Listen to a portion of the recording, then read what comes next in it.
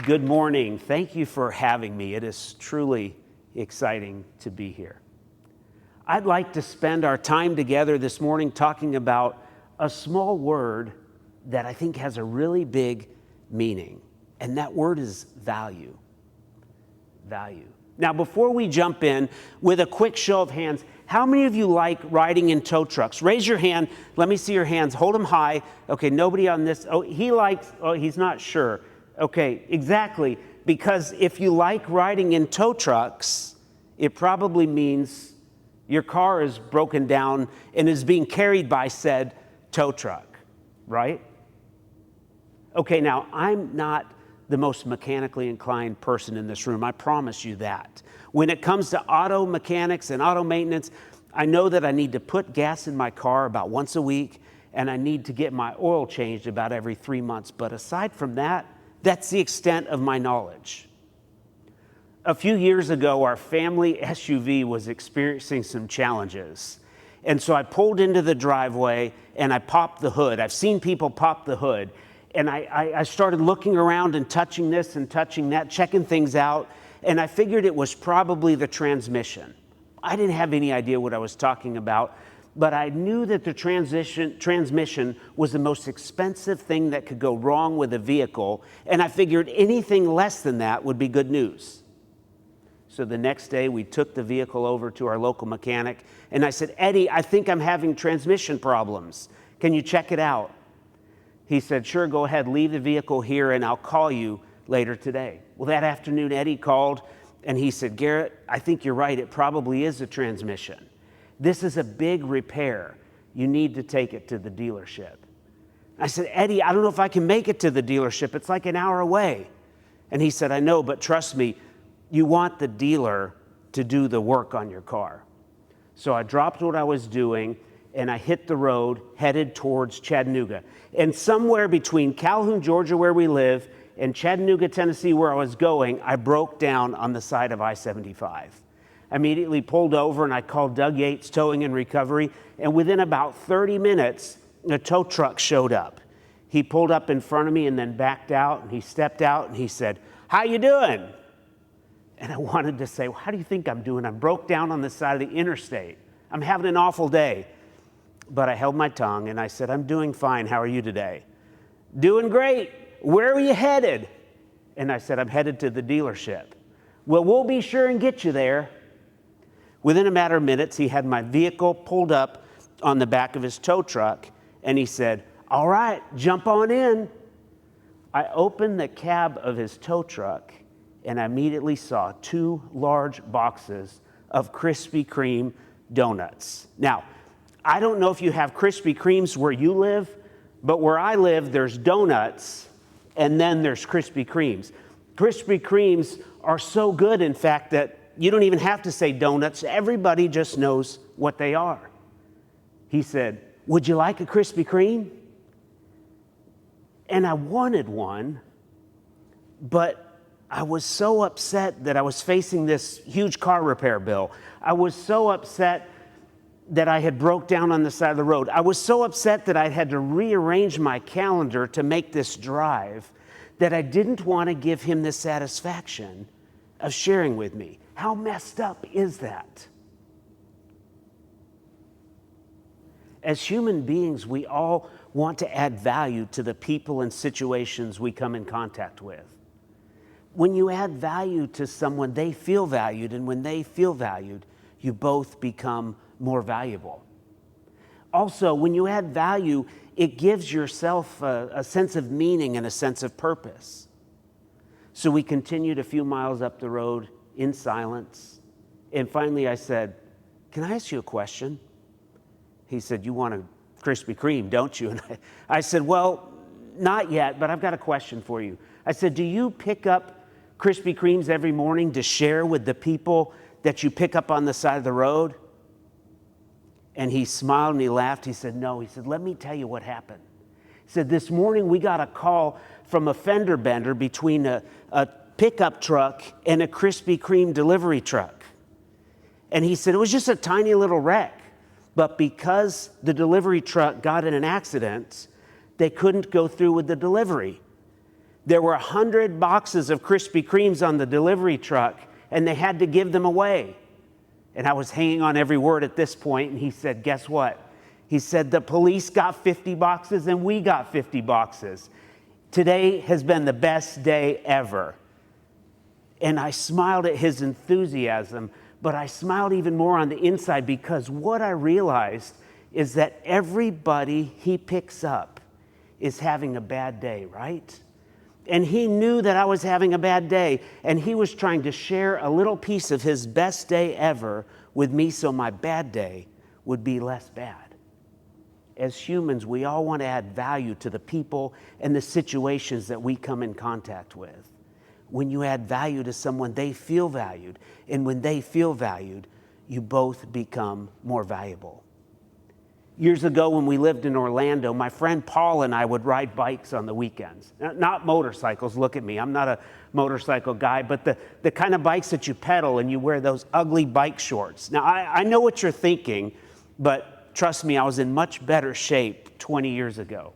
We'd ride bikes on the weekends, and we'd ride the West Orange Trail and the Katy Way Trail. And the Katy Way Trail was my favorite because about halfway through our ride, we could get off the trail and pedal past Advent Health Winter Park and roll into Einstein Brothers Bagels and enjoy a nice breakfast snack. Paul and I both really loved the toasted Power Bagel with peanut butter. It was delicious. You'd spread that peanut butter on the warm bagel and let it sit for a couple minutes, and then when you'd bite into it, the peanut butter would run down your chin. It was great. Well, one morning, Paul and I rolled into Einstein Brothers and came up to the curb, and I reached down to grab my water bottle that's on the water bottle holder on my bike frame. I took a nice long drink of cool, refreshing water. It's hot in Florida when you're exercising. It's hot in Florida when you're not exercising. But I took a nice long drink of water, and Paul just stood there. I said, Paul, are you not going to drink? And Paul reached down to his water bottle holder and pulled out a small jar of peanut butter. And I nearly spit out my water. I was like, Paul, what are you doing? And he stood there with this funny smile on his face. And he said, every time we buy a side of peanut butter for our bagel, they charge us extra. Yet they have this big pitcher of water on the counter. And so I figured we'd bring our own peanut butter and we could get all the water we want for free. I said, wow, that's good thinking, Paul. You see, Paul identified a problem that I didn't even know existed. And then he showed up with a solution. That's adding value. And as people, we all want to add value to the people and situations that we come in contact with. We all need friends in our lives, like my friend Paul and the tow truck driver. When I first got out of school, I spent the first 6 or 7 years working in a corporate environment. And then my wife and I left that behind to travel across the country and around the world photographing high-end luxury weddings and events. It was great. And then during the week, we would photograph portrait sessions at our studio in Chattanooga, Tennessee. As a boutique studio owner, as a storefront there on Main Street, we understood the concept of adding value. If a client booked us for 8 hours, we would stay for 9 because that's adding value. If clients ordered a certain number of pictures, we would throw in a few extra because that's adding value. Years ago, Mike and Taylor Monin, who are restaurateurs in Chattanooga, they were opening the highly anticipated gelato shop called Milk and Honey there on the North Shore. Delicious, and everybody was excited about the opening of Milk and Honey. We called and said, can we get 100 $5 gift cards? And so when our clients' children had birthdays, we would send them a custom card from our studio with a gift card to Milk and Honey. And I can just imagine these 7, 8, 9-year-old kids getting a birthday card from their favorite photographer with a gift card, not to us, where their parents have to spend more money, but a gift card to Milk and Honey with no strings attached. That's adding value. And as humans, we all want to add value to the people and situations when you come in contact with. When you add value to someone, they feel valued. And when they feel valued, you both become more valuable. After about a decade of doing that, it was time to set that aside and return to corporate work. I was traveling too much. I couldn't be the father and the husband that I wanted to be. And so I looked for some corporate work, and people ask all the time, what was the transition like going from working to yourself to working in a corporate environment?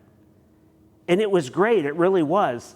The only thing that I struggled with was some of the phrases and terminology. Like, it had changed over the past decade. I don't know if it was MBA speak or I was just getting older and I was out of touch, but I'd sit in meetings and I'd hear these phrases like deep dive. We're going to take a deep dive into something. Now, I didn't know at first, but deep dive, that has nothing to do with bathing suits or scuba diving. Deep dive means we're going to dig into something and really look at it in great detail. Another phrase that I heard all the time was sidebar. We'd be sitting in a meeting and someone would say, let's sidebar this. I realized that what sidebar means is you're going to come back to it and talk about it later. Or sometimes sidebar means a group of people will leave the meeting and go out in the hall and have their own sub-meeting, and the rest of us aren't invited. That could be a sidebar. Another phrase I heard all the time was unpack. We're going to unpack this. As a photographer who traveled around the country and around the world, I was very familiar with packing and unpacking. I kept 2 pieces of luggage in the bedroom, one packed and unpacked. But in a corporate setting, unpack has nothing to do with laundry and luggage. It means we're going to dig into something. I guess unpack is kind of like a deep dive. But all these phrases, I was trying to figure out what they were, and eventually I caught up. But one phrase I heard over and over again was value add. Value add. Okay, now we've been talking this morning a lot about adding value, right? But this phrase, value add, I thought, I think I know what that means, but what does it really mean?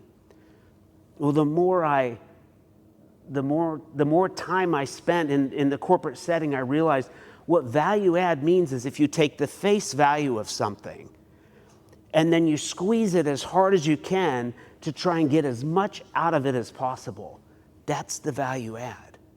That's the value add. Let me give you a real world example. Okay, so you're adding a team member on your team. You write a job description and you post the job, and then people start to apply online, and you take a look at all the resumes and applicants and you divide them into 2 piles. These are the ones that I want to interview.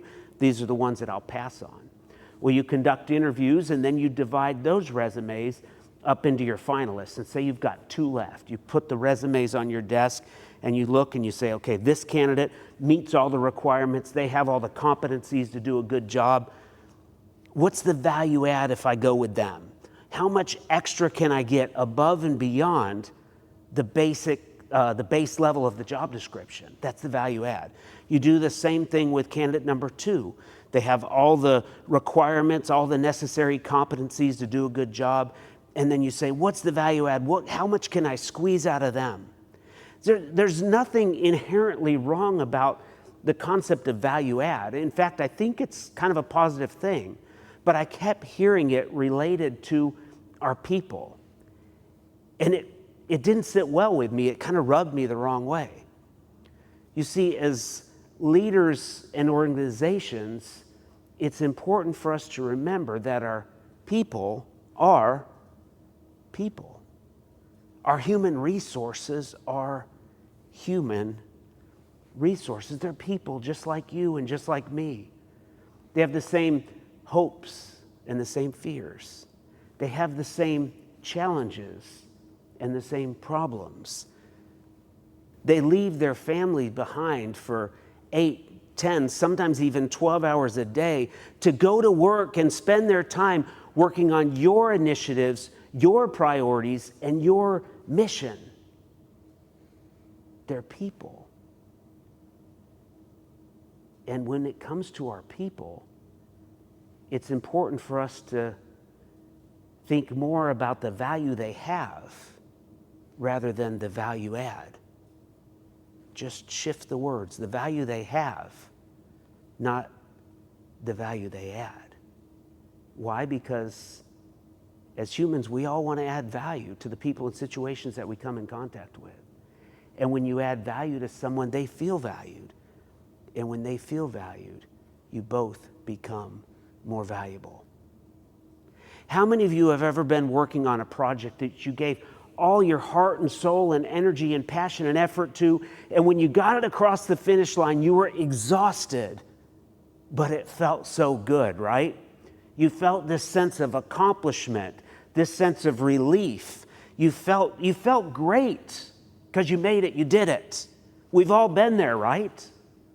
Okay, now, how many of you have been working on a project that you gave your heart and soul and energy and time and talent to, and then all of a sudden the project was stopped, it was ended, it was cut off, thrown out like yesterday's garbage? How did you feel then? Upset, disappointed, betrayed, right? A few years ago, one of my team members was working on a project, and she always did great work. She was working on a project and just giving her heart and soul and energy and talent to this project, and the project was ended before completion. And I had to deliver the news. So I showed up at her office, and I said, I know how hard you've been working on this project, and you've done exceptional work. But I have to tell you that the project's not going to carry forward. And she let out a big sigh and put her head down. She said, really? I said, yeah. She said, are you kidding me? I said, no.